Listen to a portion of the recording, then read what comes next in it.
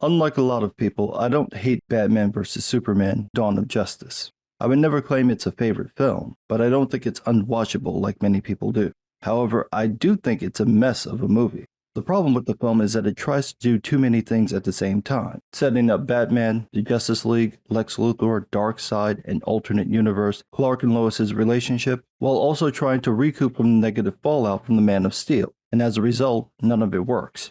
The film never gels, which makes the studio cutting 30 minutes from the film to get a shorter runtime even dumber than usual. There was basically nothing for Zack Snyder to cut from his film, so when he edited the film as requested, he cut out contextual scenes that made the new edit even more confusing than the original, which didn't help the film at all. The movie made $873 million, so it was technically successful, but the reaction was universally negative. When the director's cut came out, people praised that version of the film. Plenty of people still said it was a mess, but considered it a better version of the movie. I've never seen a studio screw themselves over like that before. Warner Brothers already had a problem with the reaction to Man of Steel. They should have insisted that Snyder make Man of Steel 2, but instead they let him make The Dark Knight Returns light, watched him cram in the Justice League for good measure, and then decided to cut 30 minutes out the movie. It's almost like they wanted people to hate this film. Now, over the years, the movie's had its defenders, but Zack Snyder has mostly remained quiet about it, until recently. During his Full Circle charity event, he spoke about BVS and a negative reaction. When asked by the moderator about it, here's what they said, quote, "Question. Well, this film in particular, you created so many layers for the storytelling and the characters, and I think you have to want to make an effort to dig a little deeper." Snyder. Yes, but I think that probably is what caused the movie to be so polarizing. I think, and maybe I'm wrong, but I feel like a lot of people went into the movies for going like, oh, it's a superhero romp, right? Let's have fun with it. Yeah, that didn't happen. Nobody was expecting a superhero romp. After all, this was the beginning of the MCU era, just after Whedon had created the MCU formula in the Avengers.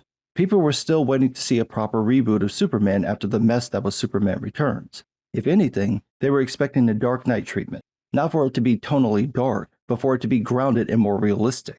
They wanted layers of deep storytelling, but also a good portrayal of Superman. Snyder didn't deliver on either of those. And to be fair, that's not entirely his fault, because Christopher Reeve's performance is etched into people's minds. It's what everyone expects Superman to act like, and that's not what Snyder delivered. He delivered a brooding, moody emo boy who lets his daddy die because reasons. I get that Snyder was going for a fantasy-made real tone, like what would Clark be like for real. Chances are he would feel out of place, and lost, and depressed because he had all these powers, but he couldn't use them without risking government attention or people thinking he's Jesus. He probably would need to find himself to figure out what to do. The problem is, that isn't Superman. That's not how he'd act. The idea that he'd just pout all the time, do nothing for years, and then help people from the shadows doesn't fit his character, and everyone knows it, so they rejected the portrayal. But there is a way to make the idea of a grounded, realistic Superman work, and you can see that on the Superman and Lois show. The showrunners took everything Snyder tried to do and made it work by simply humanizing Clark. But that would require character development, and that really isn't Zack Snyder's thing. He's the idea guy, the action set-piece guy, and the adaptation guy. If you give him the full concept to work with, you'll get an excellent film like 300 or Watchmen. If you leave him to his own devices, you get Sucker Punch. Unfortunately, he doesn't seem to realize this. He really does think he's creating these intricate stories with deep layers of complexity, which is so far from what he actually does that it's tragic. I'm just going to read what he says about BVS, and you're going to want to sit down and sit on your hands because it'll make your facepalm so hard you'll knock your brain clean out your head.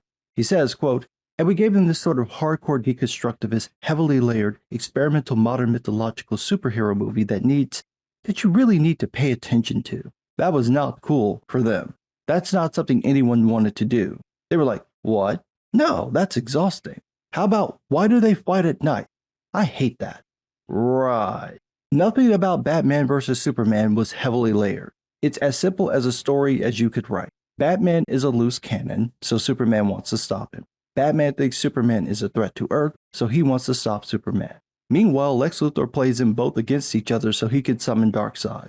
You don't really need to pay attention for this to make sense. You could be half awake in a drunken stupor and it wouldn't even be a challenge to follow. Just because you crammed in lots of characters and convoluted plot points doesn't mean your story is complex. You had one job: fix the mistakes made in Man of Steel. But instead of doing that, you decided to make The Dark Knight Returns and sprinkled in a little bit of Justice League on top.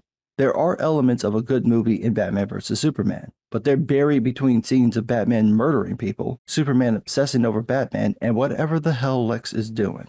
Nobody wanted you to deconstruct anything. They just wanted a good Superman movie. If you wanted to introduce Batman into the mix, you could have used the animated series two-parter World's Finest as a springboard, or had a flash of the bat signal at the end of the film and people would have loved it. But that wasn't the movie you wanted to make. It's like you wanted to adapt Injustice instead of following up the aftermath of Man of Steel. The result is that we got some cool fight scenes, a great first appearance of Wonder Woman, and a lot of wasted opportunity. And the thing that's so sad about the situation is that from everything I've read about Snyder, he comes across as a genuinely decent guy and is clearly a legit fan. He adds in deep cuts to lore that no one's thinking about. It's just that he doesn't seem to know how to rein that in or present it in the way that other people enjoy. Like I said before, he's great at adaptations. If you gave this man Injustice or Superman Red Son or Kingdom Come, they'd be some of the best superhero movies ever made. But if you let him do this off the top of his head, it's gonna be a hot mess. He's just not good at character development or getting whatever development that's in his head on the page or on screen. He had 4 hours to do it in Justice League and still failed. So, no, it's not that Batman vs. Superman is this misunderstood complex masterpiece that just went over everyone's heads. It's that it's a mediocre story bloated with too many subplots and side characters. There's a good film buried in there somewhere. It's just that Zack Snyder probably wasn't the man to find it. But what do I know? I'm just some guy.